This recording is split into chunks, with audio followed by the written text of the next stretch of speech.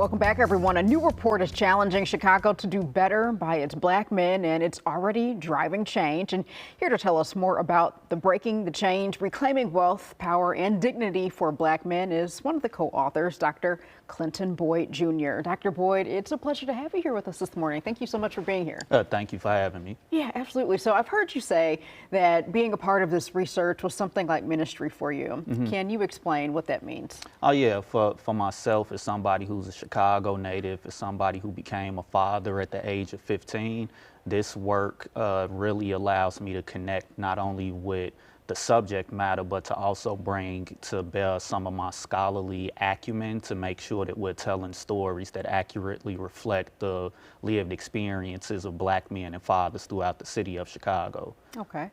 And so when it comes to the findings and the research that were presented in this report, so I've heard you also say that W.E.B. Du Bois, he came out with the Philadelphia Negro in 1899, and you shared that much of what he revealed all those years ago was very similar to what you all found with you all's research. Does that come as a surprise to you? Is that disheartening? Kind of what are your feelings about that? Yeah, it's definitely disheartening because for all of these years we've had the knowledge. And so like I tell folks, we don't have a knowledge gap, we have a courage gap when it comes to really taking what we found in the report, but then taking those findings to create this blueprint for transformation that will actually allow us to transform the lives of the men and the fathers in our community. And so we know what to do, we just need the political will that will allow us to actually bring these changes into realization. Okay, so you were saying that over a course of about 2 years,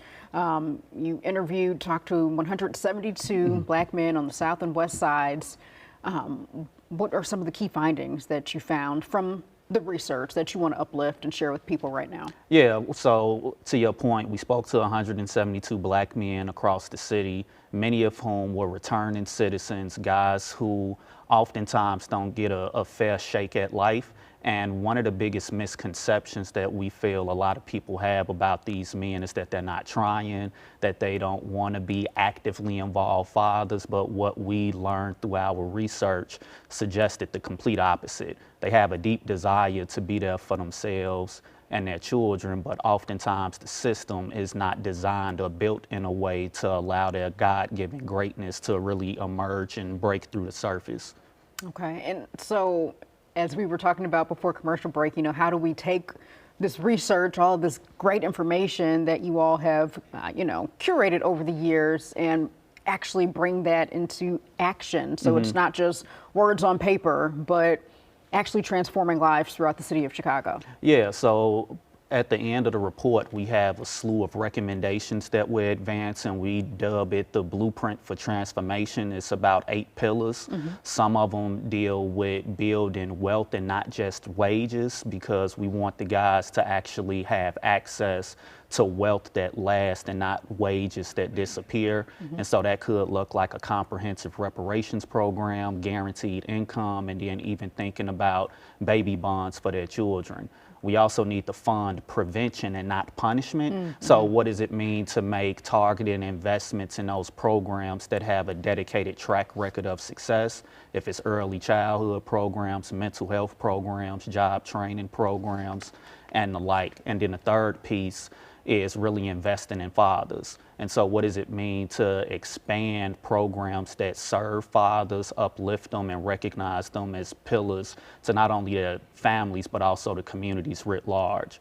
And then another piece that I feel is definitely necessary to uplift is backing black businesses, especially in the socio-political climate that we're currently operating in. It's very important for us to ensure that we are in a position to take care of our people, make sure that our communities have the type of businesses within them that will allow our men to be a part of the social fabric of our communities in a very positive way. And of course, to get this information out to as many people as possible, it has to go beyond the black community. It has to go to, stakeholders, and I would imagine, all communities. So how are you all doing that so that it's not, just within the black community to get the word out? Yeah, so We recently had a sold out event at the City Club of Chicago where we unveiled and launched the report, and that was a good opportunity for us to bring many stakeholders into the room that span the political, ideological spectrum, but also recognizing that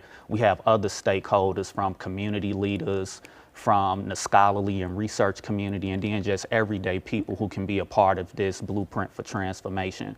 And then even just having the opportunity to sit down with you and get the word out about the report allows us to be in conversation with multiple audiences who hopefully want to be on the right side of history. All right. Well, Dr. Boyd, thank you again for joining us this morning. Certainly appreciate it. And for folks who are interested in learning more about the Breaking the Change report, it is available on the Equity and Transformation Chicago website. And that information is on your screen. You can also learn about how you can get involved. And we've provided those resources also on your screen for you. All right. We're going to send things on over to Tim. Hey, Tim.